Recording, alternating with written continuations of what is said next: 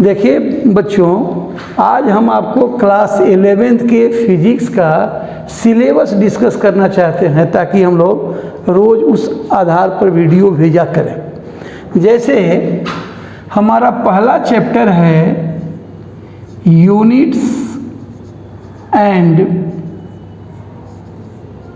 Measurement. Units and measurement में हमें तीन चीज़ों का डिस्कशन करना होता है। पहला डिस्कशन हमें करना है कि भाई यूनिट्स एंड स्टैंडर्ड्स कितने हैं, कितने तरह के स्टैंडर्ड्स होते हैं और यूनिट्स क्या है, इसकी जानकारी। दूसरा हमारे पास होता है कि भाई इसको मापने के लिए जो हमारे पास स्टैंडर्ड्स हैं उनमें क्या एरर्स होते हैं, तो हम लोग पढ़ते हैं एरर एनालिसिस। और तीसरा हमारे पास सिलेबस है, इसी टर्म में इसे है डायमेंशन एंड डायमेंशनल फॉर्मूला। ये हमारा यूनिट्स एंड मेजरमेंट का ये तीन पार्ट है। उसके बाद दूसरा टॉपिक हमारे पास आता है। अब दूसरे टॉपिक को शुरू करने के पहले हमें मैथमेटिकल टूल्स जाननी चाहिए। वो मैथमेटिकल टूल्स क्या है? मैथमेटिकल टूल्स में बेसिकली कुछ अलजेब्रा के टॉपिक्स होने चाहिए, कोई फार्मूला थोड़ा थोड़ा, दूसरा थोड़ा ट्रिगोनोमेट्री का होना चाहिए, और थोड़ा सा हमें कोऑर्डिनेट ज्योमेट्री होना चाहिए, और थोड़ा सा हमें प्लेन ज्योमेट्री होना चाहिए। दो चार जो ज़रूरत है वो, और थोड़ा विस्तृत रूप से कैलकुलस का ज्ञान होना चाहिए। ये थोड़ा इनलार्ज्ड होना चाहिए, थोड़ा ज़्यादा ज्ञान इसमें चाहिए। ये दूसरी टॉपिक होगी। इसके बाद तब हम इस स्थिति में आएंगे कि स्ट्रेट लाइन मोशन पढ़ें। स्ट्रेट लाइन मोशन हमें पढ़ना है। स्ट्रेट लाइन मोशन में जो टॉपिक्स हमें डिसाइड करना है वो डिसाइड करना है speed, velocity,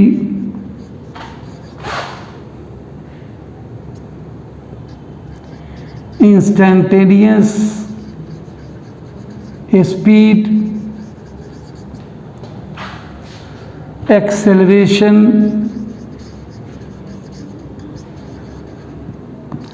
equation of motion,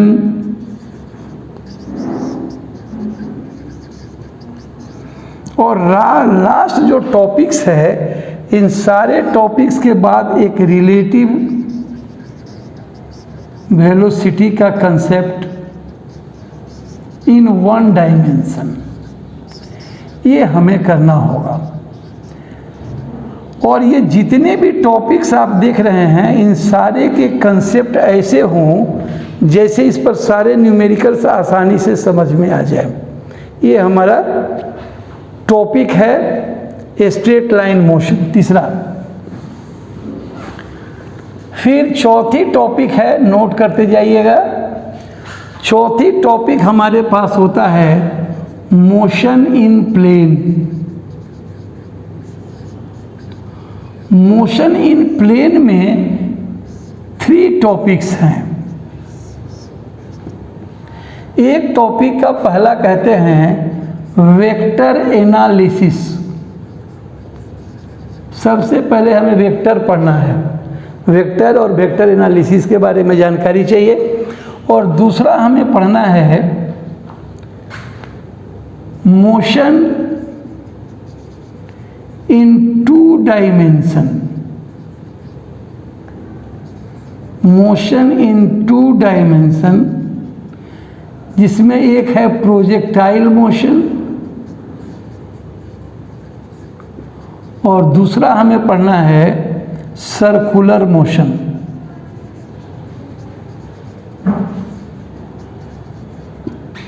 ये मोशन इन प्लेन में ये टॉपिक है।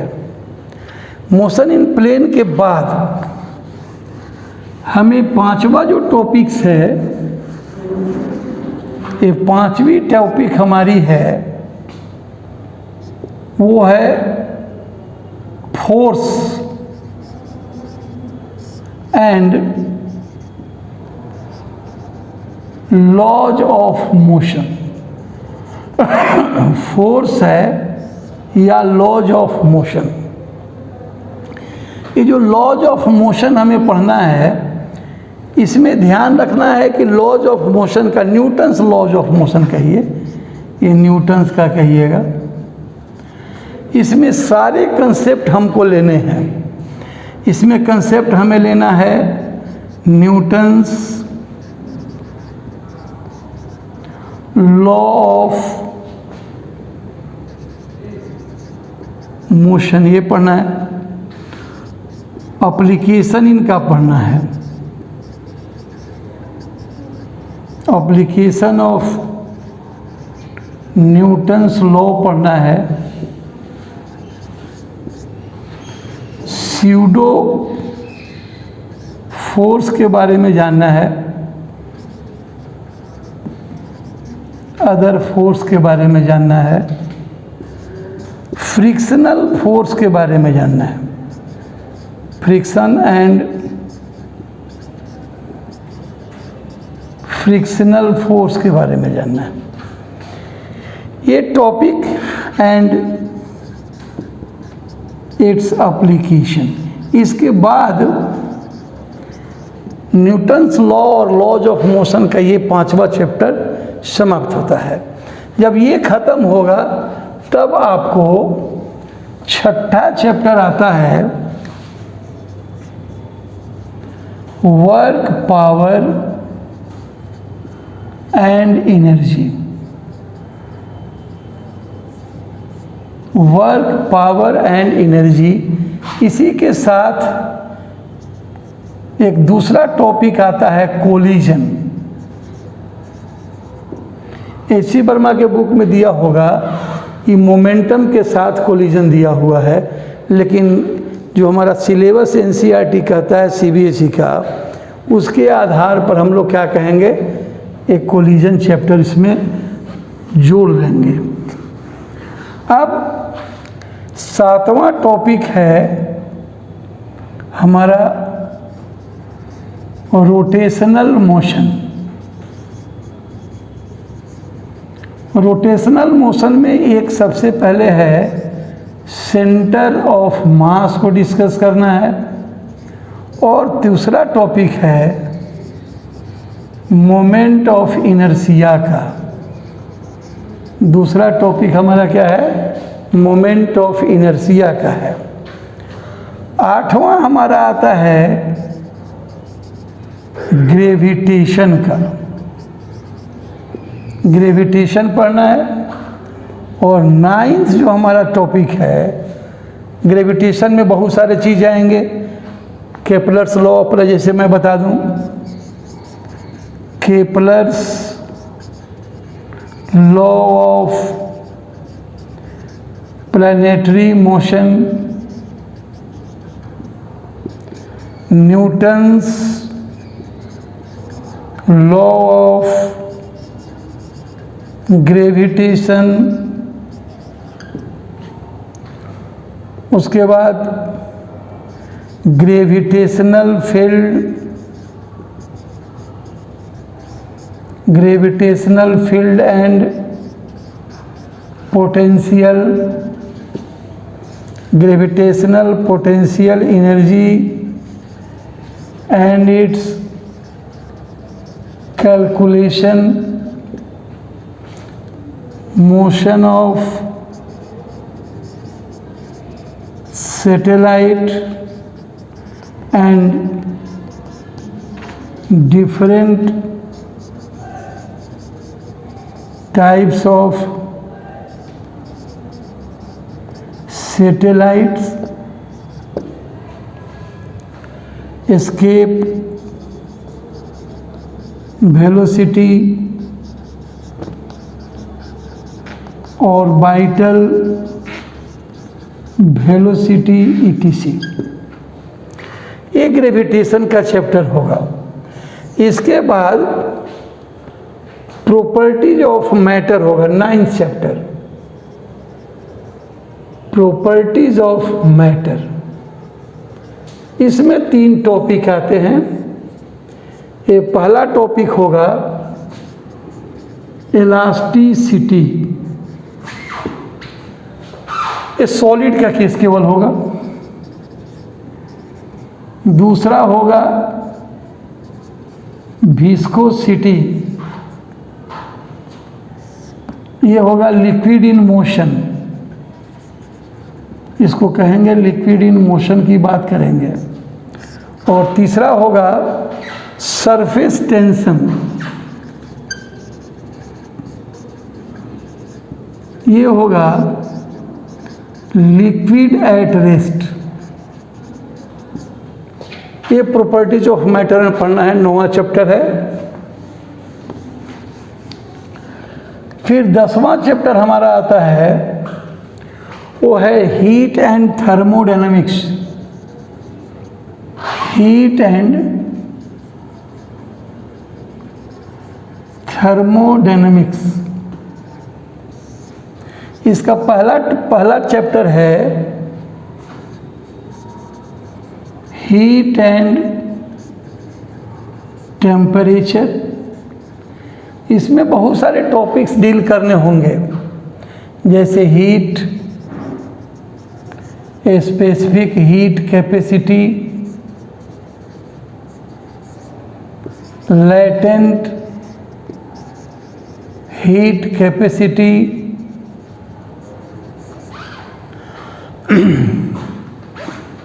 एक्सपेंशन ऑफ, थर्मल एक्सपेंशन कहिए, thermal expansion of bodies,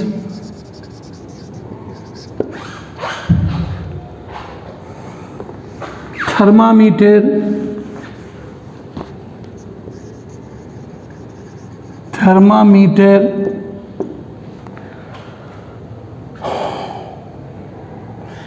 thermal capacity, thermal conductivity, Newton's law of cooling ETC। ये इतने टॉपिक तो 10वें चैप्टर में बनता है। नेक्स्ट जो है 11th टॉपिक है, इसी का B कहिए, वो है थर्मोडायनामिक्स। थर्मोडायनामिक्स में 1 2 first law, second law and third law, और साथ साथ third law and it's use. और इसी में एक छोटा सा चैप्टर होगा रेफ्रिजरेशन, बहुत छोटा सा। नेक्स्ट टॉपिक हमारा है, वो है हमारा काइनेटिक थ्योरी ऑफ गैसेस। ये है काइनेटिक थ्योरी ऑफ गैसेस। और फिर 12वां चैप्टर हमारा आता है, वो होता है वेव्स एंड ऑसिलेशंस।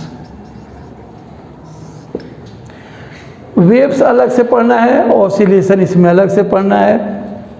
और इसी चैप्टर में आता है सिंपल हार्मोनिक मोशन,